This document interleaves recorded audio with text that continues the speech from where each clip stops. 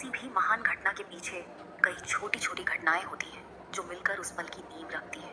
रामायण में राम के चरित्र को समझने से पहले हमें उस व्यक्ति को समझना होगा जिन्होंने राम जैसे पुत्र के लिए जीवन भर तपस्या की। राजा दशरथ। उनका असली नाम था नेमी, लेकिन वे दशरथ बने क्योंकि उनका रथ 10 दिशाओं में दौड़ता और कोई शत्रु उनके सामने टिकता नहीं था।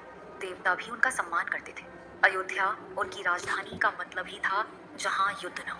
सूर्यवंश की शान, सुनहरे महल, सुरक्षित दीवारें, समृद्ध बाजार, जहां लोग शांति, समृद्धि और धर्म से जीते। हर गली, हर चौक में संस्कृति और परंपरा की खुशबू बसी रहती थी। दशरथ राजा अजा और रानी इंदुमती के पुत्र, बचपन से धनुर्विद्या, तलवार और रथ चलाने में निपुण हुए। वे एक वीर योद्धा, दयालु और न्यायप्रिय राजा थे। उन्होंने अनेक युद्ध जीते, राक्षसों को हराया और प्रजा की रक्षा की। उनकी 3 पत्नियां थीं। कौशल्या ज्ञान और मर्यादा की मूर्ति, सुमित्रा प्रेम और दान का सागर, कैकेयी शूरवीर और बुद्धिमान जो रणभूमि में राजा के साथ कंधे से कंधा मिलाती थी। पर एक कमी थी, पुत्र का अभाव। वंश को आगे बढ़ाने वाला कोई उत्तराधिकारी नहीं था। यही उनके जीवन की सबसे बड़ी पीड़ा थी जो उनके हृदय के कोने में छुपी रहती थी। इस पीड़ा को दूर करने के लिए दशरथ ने एक ऐसा निर्णय लिया जो रामायण के इतिहास को हमेशा के लिए बदल देगा।